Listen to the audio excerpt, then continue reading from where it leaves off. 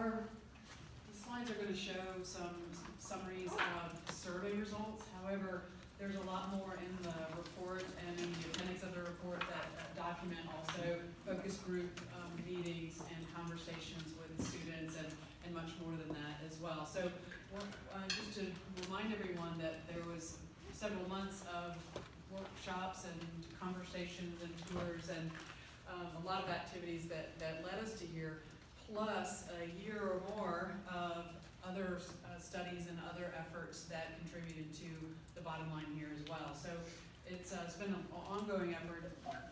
My portion has been 3 or 4 months, but the report attempts to wrap it all together into one place. And so just to pull a few examples of summary information that was gathered from the survey, but these are also bits of information that were reinforced by face-to-face conversations and other ways of communicating as well. So it seemed like a good way to look at the summary in a visual way. And so one of the first things to start with is that we got quite a few responses on the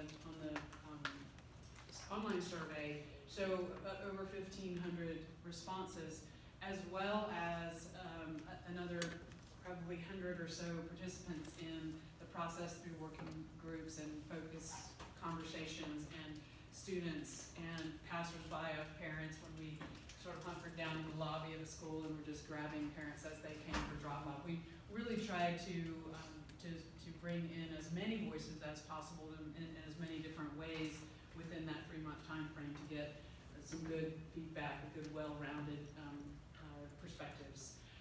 But the collectors that we used, as those of you who know who took the survey, the collectors included various demographics that were certainly student voices, community voices, parent voices, and employees, which included teachers and staff and administrators and so forth. So we can sort those perspectives through those collectors. We can also sort them in other various ways, which we'll show you here in a minute. One of the other things that we thought was important is to look at the different responses by building. And so this chart shows that for each one of the buildings, I don't expect you can see all that from back there, but for each one of the buildings, for example, pick anyone, Jordan Creek, there were very few students, but that's normal because they're such little guys. Then employees are in green, parents in blue, and community and business and other in the orangey red there. So you can see that, not unsurprisingly, there are more students that are older that responded to the survey, and then there's more parents in the younger grades that respond to the survey. But we got good, well-rounded responses from all facilities in the district. We also got 145 student responses, and so that, in addition to the conversations we had with students, helps us understand the student perspective, because they had very, very strong opinions of what they wanted to do. But not surprisingly, more of the students were from the high school or the upper grades, and there were a few classes, I think, that in the lower grades that did the survey all together, which was cute to see their responses. And we had a few responses as well from alumni, so people who have already graduated from or have spent time in the district and are no longer here. One of the questions that we asked of the students in the student survey was how do they feel attending West Des Moines community schools, and overwhelmingly, at 94%, feel that they feel fortunate, at least somewhat fortunate to participate in your school. So I would claim victory on that things are going really well, that students are pretty happy here. We have 5 or 6% over here that we need to still accommodate, but overall the students feel pretty confident in their education. So overall responses by school, if we just look at the number of responses, the most of them came from the high schools, of course, just in sheer numbers. But again, just trying to give you a snapshot of the demographics. So the next thing we did was we sorted the data through through a number of different sieves to find how the information washed out. And so what you'll see here is an issue, say, and I'm summarizing here, safe and secure as an issue, and we sorted that by how do the students feel, how do employees feel, how do parents feel. And so you can see here that I know there's a lot of attention towards safety and security, of course. That's a very important in any school district. However, in general, everyone feels like you're doing pretty well on that issue. So I think that's important to make a note of, is that all the demographics felt that that we're doing pretty well. Again, just for the key, in case you can't see it from back where you are, the green is that they strongly agree with that, you feeling that the building is safe and secure. Lighter green is somewhat agree, and as we get into the red on this side, we don't, less agreement. We also sorted that exact same question by respondents who self-identified what school that they're familiar with. And so you see that that there's also, matching the data up here, but there's also a very strong sense of safety and security through all the elementary and junior high schools. Walnut Creek was the lowest, but it still is still pretty strong. So that's kind of what we're looking at, and when you see in the report, you'll see all of the questions. If you guys remember, the survey was quite long, which we got a few comments on how long the survey was. But you can see that this is how we've outlined the responses, so you can kind of compare it in a number of different ways and slice the insights differently. Another one that we looked at was personalized learning. So we posed the question, to students, am I able to learn at my own pace? To parents, can my students learn at their own pace? To teachers, we feel supported in helping students learn at their own pace. And so we looked at that issue from several different perspectives, and again looked at those from several different schools.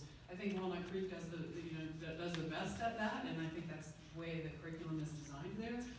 But it also feels like we are doing pretty well in terms of personalizing learning, and allowing students to direct their learning path. We also asked a question about multi-age, and the reason we asked this is because we heard several conversations about students having not wanting to mix, that parents are concerned with students mixing grades, older kids with younger kids. And so we just posed the question. We didn't ask the question, would you prefer this, or would you prefer that, or would you like your kids separated from these kids? We didn't pose it that simply, but we looked at it a little bit differently and said, do you have friends in other grades? When we listened to the students said one of the most frustrating things, particularly at elementary school, was that they have friends in their neighborhoods that are different ages, but then when they get to school, they never get to see them because everything's organized by grade. And so, just an interesting way to look at that cross-age collaboration, cross-age learning. Teachers teach multiple ages. Parents know that their kids have friends that are other ages, and so there's perhaps a little less emphasis on have everything be so separate. We also looked at real-world learning, and this is a topic that is sort of sweeping the country in terms of what's important to have. When we say real world, it means all the real world, but when you have experiential learning and project-based learning is sort of what that is intended to mean. And so the questions in this case, we added the question for the community on the topic that said, I believe children should have real-world experiences as part of their schooling, and how important is that to them? And certainly that's a very strong statement of how important real-world experiences are to the community, that have students have experienced that when they graduate. I think that there's some room in here for improvement, as we've seen through the other components of the data that was gathered. There's so many things that the district is doing right. This is probably one of the ones that could use some work. Clearly, there's some facilities and some programs that are able to achieve that differently than others, but but the students, again, when we were talking with, or listening to the students about their school experience, they really wanted to have more hands-on activities and sort of things that would enhance their theoretical learning and by applying those things, those concepts. So, so I think this again helps feed into the recommendation. And I'm skipping through a whole bunch of the questions as those of you who answered the survey know it's very long. But this slide is just talking about the answers, the responses to the how prepared for the future do you feel. And so from a student perspective, how prepared do they feel? From a employee standpoint, how supported am I in preparing them for the future, and so forth. And so we see that the students feel a little less prepared than the adults feel that they are being prepared. And then we look at the community, and the community is saying that they're not so sure about whether the skills students are learning in their schooling are valid or are useful to their businesses. And so it kind of reinforces the idea of having more hands-on, more project-based, more real-world, more 21st century skill-generating activities and coursework that then support the community businesses, support students' deeper understanding of learning, and a little bit more prepared for their future, whatever future they choose. And we asked some specific questions to the community that sort of were not as that were very specific to the business community. And so some of those responses are here. So how strongly do you value public education? I think that there were actually no negative responses there. Everyone feels like public education is a huge value to them. How welcome do you feel in the schools? They feel pretty welcome. You're doing a great job at bringing the community in, making them feel connected. Should have a real world. This is exactly the one from the previous slide. Real world experiences. We asked the question, how about start times, and does the start times work for you and your business with your employees and so forth? Because the start times were an issue with some of the other conversations, and there was a general feeling we don't really know about that, but it seems to be working okay. And then the useful skills one is again the one we show all of those connected into one slide. So again, we looked at various perspectives to see what we thought was important there. So that gives us a snapshot of some of the things that we learned through the process of the survey and the conversations. But I think the report really gets into a lot more detail in terms of what we heard from the various conversations that we did. Yeah. So when you talk about graduates' useful skills, can you kind of unpack that a little bit for me? What are you looking at? What was the question? Yeah, so the question is more complete on, there it is. Students graduate from West Des Moines Community Schools with skills that I feel are useful to my business. Do you agree? Okay. How strongly do you agree? One of the things that we did hear from the students, particularly high school students, of course, is that they would like to be prepared for a job after high school, even though they're going to college. They need to work through college, work their way through. And so it wasn't necessarily, and the students weren't distinguishing at all the difference between school to work or school to college. It was just that I need to be employable. It doesn't mean I'm not going to college. It just means I need to be employable. We have for the last just 2 years now, right? Are we just on year 2, I think? That we get the data from the National Clearinghouse, and we can see how successful, if our students are persisting through college, what percentage, and how quickly they're graduating, if it's within 4 years, 5 years. So it's not as specific as asking, do they feel prepared? But we can see after how many actually enroll in college, how many then persist after year 1, and when they graduate. The main question, it may also be that there's national data, not specific to you guys, but that would be helpful to see, sort of high school in general, because there's a lot of common core and commonalities that might give some insights. I think we can jump into the recommendations because there's a lot more evidence of the conversations in the recommendations themselves. And Dr. Remy's going to come and lead that conversation. Talk about our superintendency's recommendations, and I'm going to first kind of try to frame it with around the why. Because I know that there's lots of people who think we had this conversation just to alleviate space concerns. And while that may be how the conversation started almost 2 years ago, it seems like now, it really was the board saying about 6-8 months ago, we need to step back and look at this from an instruction lens instead of just looking at it from a space lens. So the recommendations today are really asking us to think broader than space only, but hopefully going to connect both for us.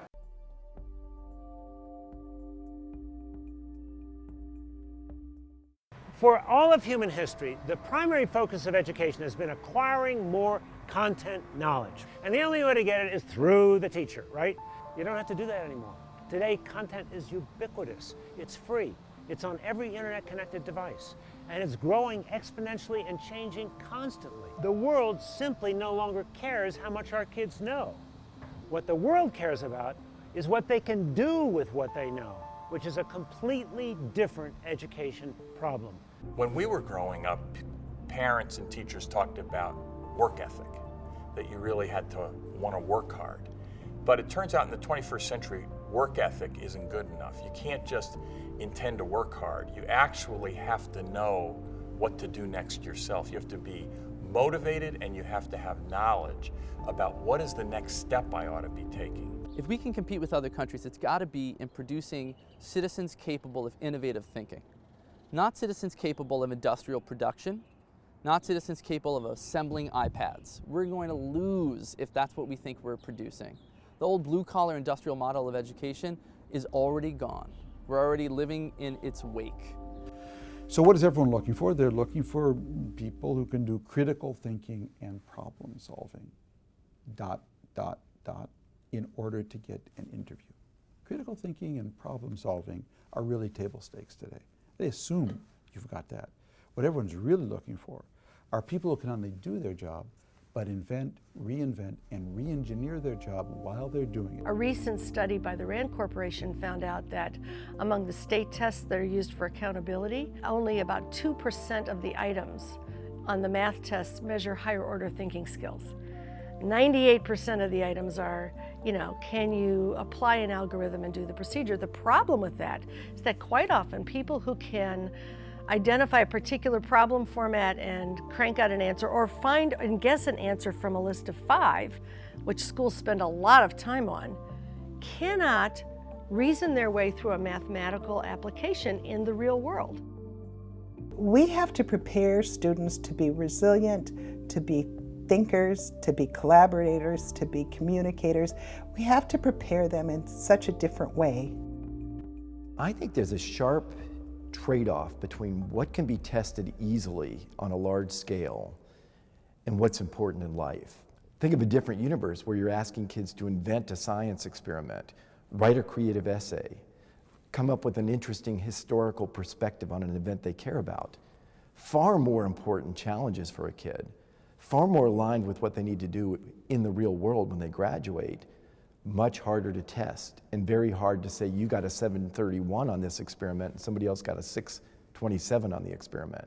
So that's the existential trade-off we face in education. Creativity cannot be taught, but it can be cured. Because to me, creativity and entrepreneurship and in the spirit to innovate, they all are human nature. We can enhance it, we can make it better, but more importantly, a lot of times we're discouraged by forcing people to do what other people think is right, to force people to find answers, not ask questions, to force people to shoot for answers very efficiently, not ask them to explore. There's some really big questions here is, what should we be teaching? Who are our major stakeholders? So getting that consensus among all of the players, the parents, the teachers, the business community, the politicians, of this is what we want our end product to look like. This is what we want the students coming out prepared to do not just to know. Until you get that aligned, getting tough doesn't matter, because you're getting tough on what? I would argue that beyond the morality of this issue, it's simply a matter of self-interest for all of us. Because if we don't train and teach and really support children from all these backgrounds, they become our responsibility or our fear, the source of our fear. Because we have to teach them about what we consider most important in our society. This is not about something that would be nice to do. This is about the very essence of our future. This is about who we become as a nation.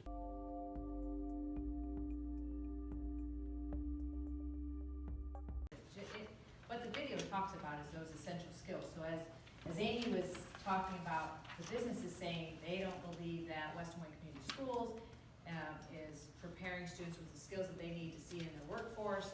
We were going to connect that with what some of the experts are saying about the skills that are needed. And then you can see here are the top skills that are needed in their employees in 2020. So you can see the types of skills that are being asked.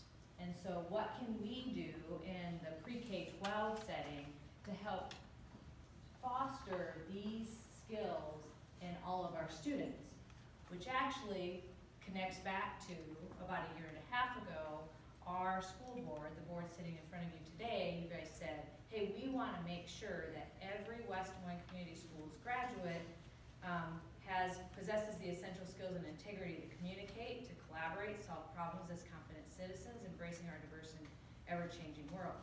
So you had the forethought before we even started looking at some of the information from the Future Jobs Report to say, these are the skills that we know kids need, and how can we make sure that those skills are embedded through our curriculum instruction and assessment as we move forward with our facilities work.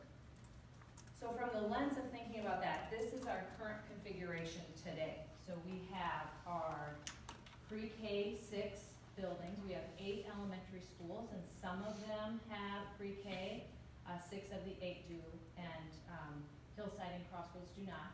We have 7th, 8th grade, junior high, our Valley Southwoods, Valley High School 10, 12, and then Walnut Creek campus serves 9 through 12. So you can see approximately the breakdown of students across that secondary time frame. And when you think about what were the drivers to make sure that we have the facilities that we have today, and then what we believe that should be the drivers for our facilities for into the future. So the drivers for today, space, making sure we accommodate that capacity, having that comprehensive high school, one high school but then on 2 campuses, and then with our alternative high school, easing that. I wasn't here when the decision was made, but what I've heard is easing that transition into high school, so the separate 9th grade facility for our 9th graders, and then that was the community preference. What we focused on as we looked to future facilities are the drivers here. So not saying that we want to completely throw all of those out, but then continuing on with making sure that we have efficiency for staff and students, expanding program offerings for all of our students, really trying to focus more on that personalized learning. That's been something that we've been talking about for the last few years, but continuing that, that's in our current strategic plan. This was a big driver for us, minimizing transitions, because as we look at that, after you leave our elementary schools, then you're constantly in transition. So our 7th graders are transitioning in, and then when I become an 8th grader, I'm transitioning out. In 9th grade, I transition and out, and then in 10th grade, I at least have 3 years, so I can kind of have a year where I can breathe again at that 10, 11, 12. So that was a big point for us in our recommendations that we're presenting to you tonight. We are not going to have 100%, no matter what decision we put forth tonight, or even in the future, 100% community preference. There are going to be some people who like it, and some people who don't like it. And one thing that seems to be one of the pieces is that 6th grade. So here's the recommendations, even after our feedback sessions that we're presenting to you tonight. So in our elementary buildings, having 4-year-old preschool in all 8 elementaries and have them become for preschool through 5th grade. And so we would transition our 6th grade out. We would then say middle schools would be 6 through 8, and we really want that true middle school concept. And talking about the middle school concept, what that means for us is they're student-oriented. There's an emphasis not only on the cognitive piece, but also on the affective developmental piece for that grade level, those grade levels. Organizing teachers and students in interdisciplinary teams, making sure we have experiential approaches, so some project-based learning, hands-on learning for kiddos. This would allow for block scheduling or flexible scheduling, as middle schools do, provide exploratory and academic, both academic and non-academic coursework for kids, more hands-on, advisee opportunities for students, and then teams. So when we think about teaming at a middle school, you can keep those 6th grade teams in proximity so that they're somewhat separate from 7th grade or 8th grade. So you can keep that teaming in a true middle school building where they wouldn't have to be interacting with the older kids on a regular basis. Lisa, could I ask with respect to preschool, I know there have been conversations about half-day, full-day. What were the community preferences in that regard? And I assume that the recommendation here is half-day. Right, so this recommendation up here keeps our 4-year-old preschool as it is today, so where it's a partial day. Right. You'll see here, we talk about in the Innovation Center, when that is complete, built, having 4-year-old preschool programming, but providing that daycare as a fee-for-service, Okay. so that we would have an opportunity within our community where we would have some of that wraparound service Okay. for families. And then going off the preschool, has there been any discussion on bringing back some 3-year-old preschools, especially with special ed students that are young 3s going into classrooms that might have 5s and that? We did not have that as part of our recommendation. Okay. Could you also talk a little bit more, just so because of some of the strong voices that I read through something in our packet of the 6th grade, what was also like the rationale a little bit of the team that was helped putting this together? So with the strong voices, based on, if you could elaborate a little bit more on that. So why 6th grade to the middle school? Well, part of it is minimizing the transition, so having a 6 through 8, so there's that time to breathe within that middle school concept. The other piece is really meeting those developmental needs of those 6th graders, and then also that programming piece. So really looking at that opportunity that we can provide on the curricular side. Also, as we've had conversations throughout this last year and a half, if you think about the standards and how the standards are packed, so then the curriculum materials that we purchase are K through 5 and then 6 through 8.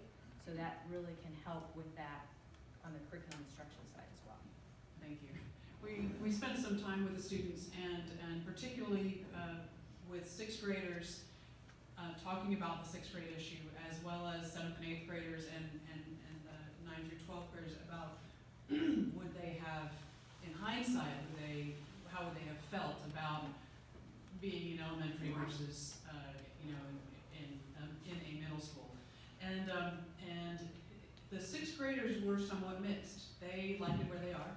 The teachers as well in the elementary schools said, we want to keep those little guys there. We recognize some challenges, but in the end, when you look at all of the issues, that the 7th graders saying, oh yeah, I could have totally been in a middle school setting. I would have done so much more. I had so much, more experiences.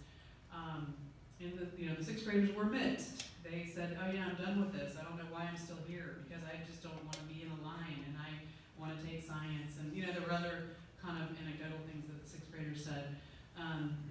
So when we combine it with, the student voice, the teacher voice, the curriculum issue, the curriculum alignment, all of those things pointed to the idea of 6 being with the middle school, with the caveat that, as Dr. Remy said, the 6th graders being in a somewhat protected kind of addition or area of a building to be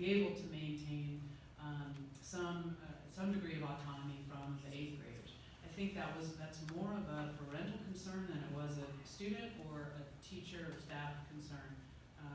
So just elaborating on it. One of the things I wanted to make, and then Liz, I know you have a question, is if you think about our current structure of 7 and 8, while we have name of Indian Hills Junior High or Stillwell Junior High, the practices are closely aligned to the middle school concept. So there's teaming, they have an advisory, the Tiger Time.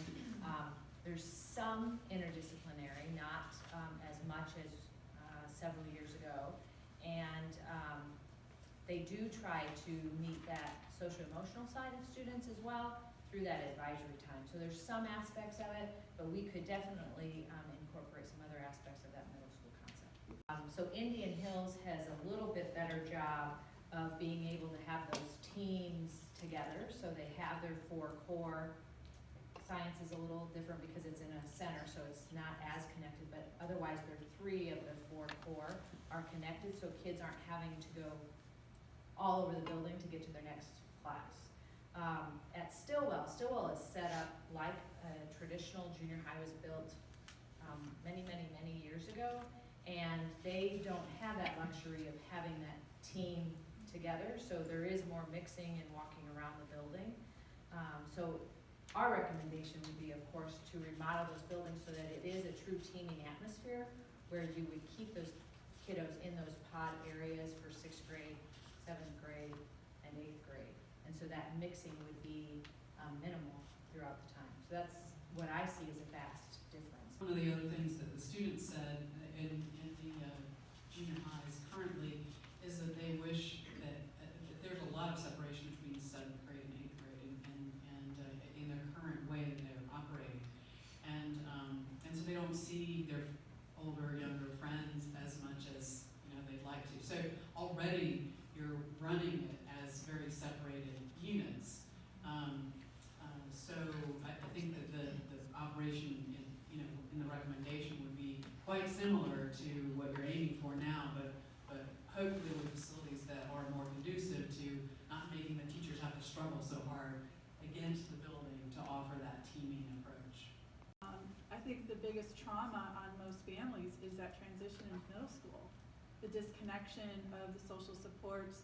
Kids are in different classes, they're outside their peer group. Parents don't know these other parents, and now all of a sudden they want them to have a sleepover. I mean, it's just too much. The more we can promote that social connection, I think the healthier our district will be in the long run. And I know I talked about 6th grade being separate, I probably sounded like I was overstating what my thoughts really were.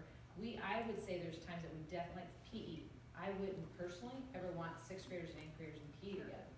But I do think there are other times throughout the day that absolutely having them, there might even be some elective class where they could very well interact and be together in the class. So absolutely, I think we would just want to be very thoughtful as we would put a schedule together and what that might look like. Some of the transition issues that kind of came up as part of the conversations were about how do we maintain those relationships over a longer span of time. And I think the one thing that's loud and clear from all the conversations is that everyone in the district that I've interacted with really cares about doing what's right for the kids. I mean, it was just spectacular in the drive to get there.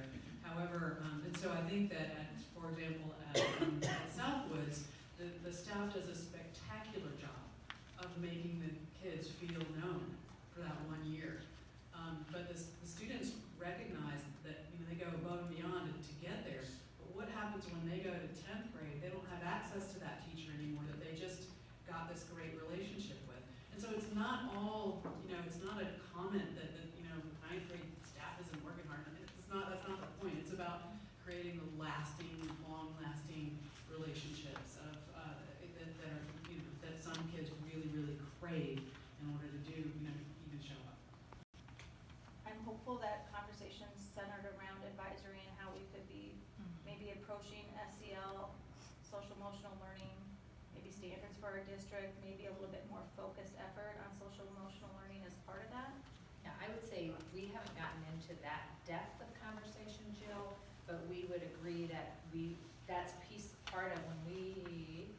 talk about that you could meet both the personalized learning piece, and when I talked about why we say and emphasize that middle school, not talking junior high, we even want to change the name, is because we really see that not only the academic side, but we need to really focus on that social emotional piece for that age group of kids. As we're meeting with folks like you throughout the country, is the tendency of talking about sixth graders or middle schoolers as a homogeneous group. And you can even look at a sixth grade girl versus sixth grade boy, and there's such range that it's really difficult to say all sixth graders this, all sixth graders that. And we saw that when we were having our focus groups with the sixth graders too, that there was certainly a difference of readiness and willingness to try new, and just more. Anyway, the differences are substantial and profound, and I think that's to your point about meeting the child where they are developmentally, as opposed to sort of fitting them into an idea of what is a sixth grader. All right, so move on to the high school piece. So as you can see with our recommendation here, we are still recommending Valley High School as one comprehensive high school, 9 through 12.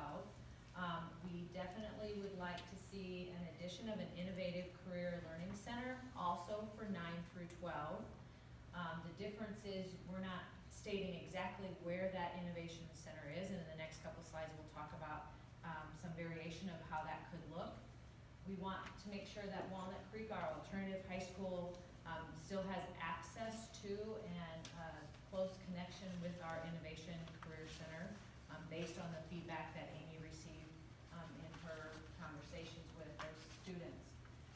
We want to make sure that as we look at the programming, what might be part of an Innovative Career Center, we don't want to have our thinking be only on what our career technical ed, so our CTE, is today. Yes, some of those programs could be part of that career innovation center, but we want to make sure that we would expand those opportunities and would be based on what's relevant for businesses here in our community. And so we want to definitely have an advisory group made up of mainly business folks, so that they can identify what are the needs and then determine what curricular offerings could we have to meet the need that's here.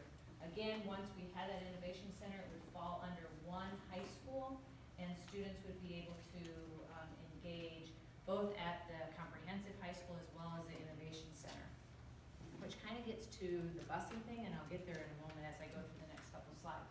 So here's one possibility, and the one that we talked about as we went and got feedback. So this recommendation shows all of the recommendations on that first slide. So we take and add pre-K here to Crossroads and Hillside, so that we have 8 elementaries, pre-K through 5, and the 6th grader out. This shows that Indian Hills and Stillwell adding the 6th graders, with some additional space. Sorry about that. And here, having the 2 campuses with Valley Southwoods as the Innovation Center and Valley High School as our comprehensive, with students that could go back and forth. A piece that we've adjusted a bit in our recommendation is that we know when we would be ready to open the Innovation Center, that we probably wouldn't have about 750 students. We're cognizant that we don't want Valley High School to be overcrowded. So we would recommend that we would start with 9th grade core offerings at Valley High School, at the Innovation Center or Valley Southwoods, if this recommendation was what was approved. So we'd have core there as we transition to it, as well as the Innovation Center. And then eventually, because we would see that we'd have more students, that we would then have eventually switch to where all core is here, and this is the Innovation Center. So that's one piece. We would be able to then have students bused. We could provide transportation between the 2 buildings. Jen, that's what you were talking about. We would have to really look, I think, at and we've talked about this a little bit, the schedule. So would the schedule look like it does today? I don't think so. Possibly looking at a block schedule, so that would allow more time for that transition back and forth between the 2 buildings. It could be such that you're at the Innovation Center for a couple days during the week, and then at the comprehensive building for the other days of the week, or maybe it's half days, so we'd have to think creatively about how the schedule is so that we could make that happen. So think through lots of possibilities.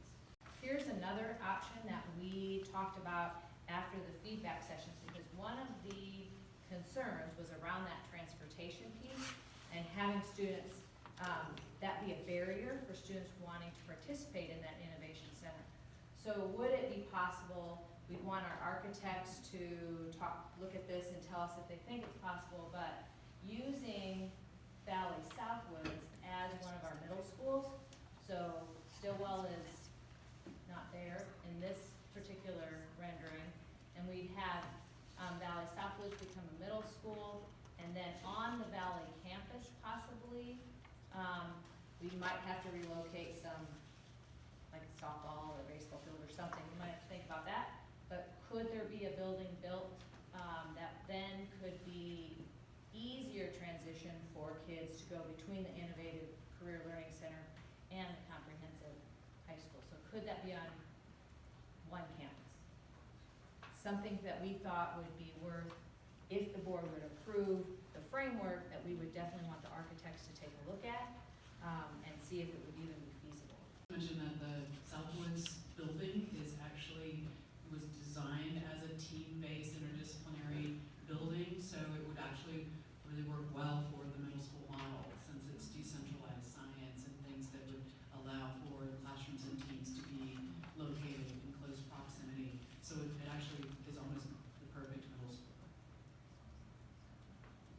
That if the recommendation was approved to move to this model and have middle schools, I would really like us to ask the architects to cost out what 2 new middle schools would look like on each of the campuses, and do we have that space to be able to do that?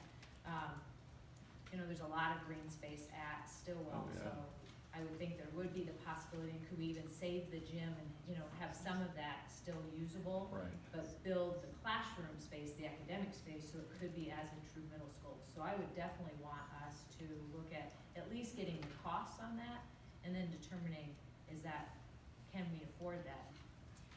This is trying to paint a picture of what the organizational strategy ought to be. How we achieve it, how you get there, it's going to have a lot of logistical issues to add into the mix, not the least of which is cost, but also transportation. I mean, all these other things that you guys are mentioning.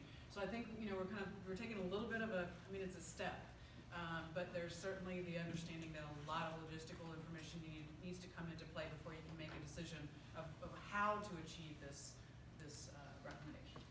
And I know those of you who attended feedback sessions, so you saw this slide, you can see the different types of innovation centers. Thanks to Amy and her team for getting us some information that are around the United States. I was asked, what percent in some of these examples across the United States, what percent of their students are involved in the Innovative Career Center? So when you look at Blue Valley CAPS, for example, they have an enrollment, I'm just going to focus on the enrollment piece.